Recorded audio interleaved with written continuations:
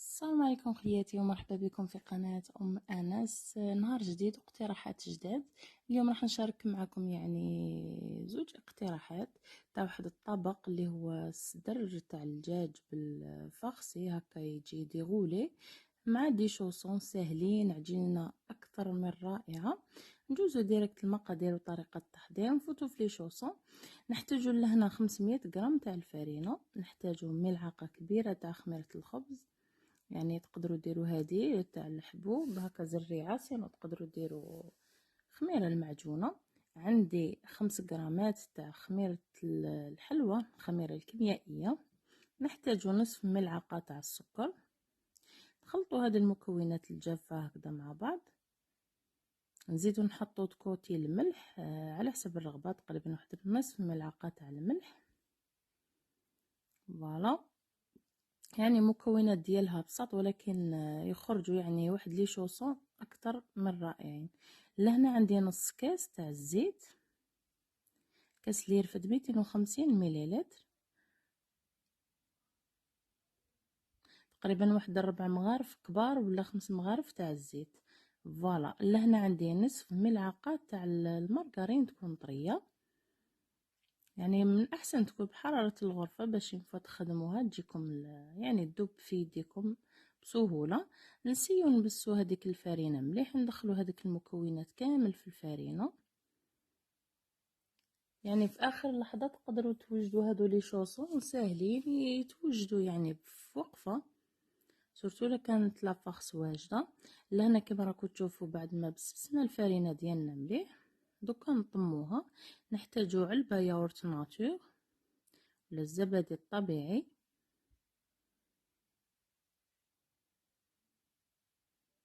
يعني بو واحد. ولا هنا كما راكم تشوفوا يعني راني نكمل يعني نطم العجينه بالماء، يعني القوام تاع العجينه يكون طري. دوك تشوفوا القوام ديالها يكون طري. فوالا بهذا الشكل تقريبا هذاك الكاس، يعني انا ما اعتقد يعني رفدت لي واحد الكاس هذا مكان. عجينه تكون طريه كما راكم تشوفوا. نغطيوها ونخلوها حتى وين يضاعف الحجم ديالها. لهنا بعد ما خمرت لي العجينه ديالي مليح، ندي غازيها ونقسمها ونحلها بالحلال.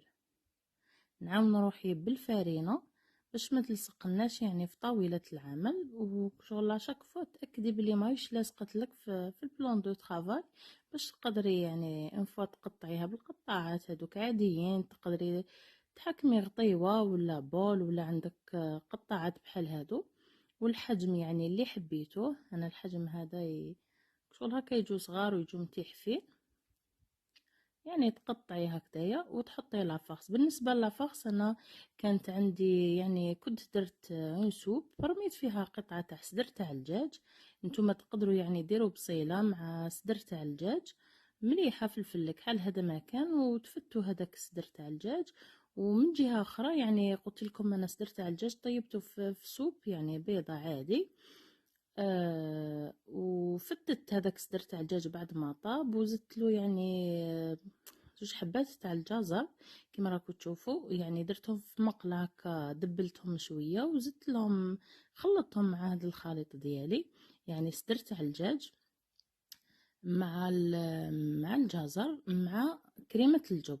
فوالا، ودرت له شويه زيتون. هذه هي الحشوه اللي درتها، يعني جات حشوه بنينه بنينه بالبزاف مالغري سامبل وسهله ويعني بفيه وجدتها.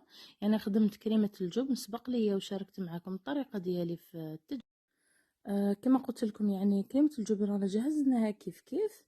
وهذاك صدر تاع الدجاج يعني تقدروا باش ما تلفلكمش صدر تاع الدجاج يعني مع بصله صغير تقطعوها رقيق، تشحروهم هكا في مقله وتزيدوا تاني انفا يبدا يدبال هذاك الشيء كامل. كرفجوا حبه ولا زوج تاع زروديه ولا خيزو ودبلوهم معاهم حتى وين يطيبوا. ديروا لهم ملح فلفل كحل هذا ما كان. انفا يطيبوا تخلطوا مع كريمه الجبن وزيدوا لها شويه تاع الزيتون هكا مقطع رقيق هذا ما كان، والجبن بطبيعه الحال، وتفخصيو بها يعني اي مملحات عندكم.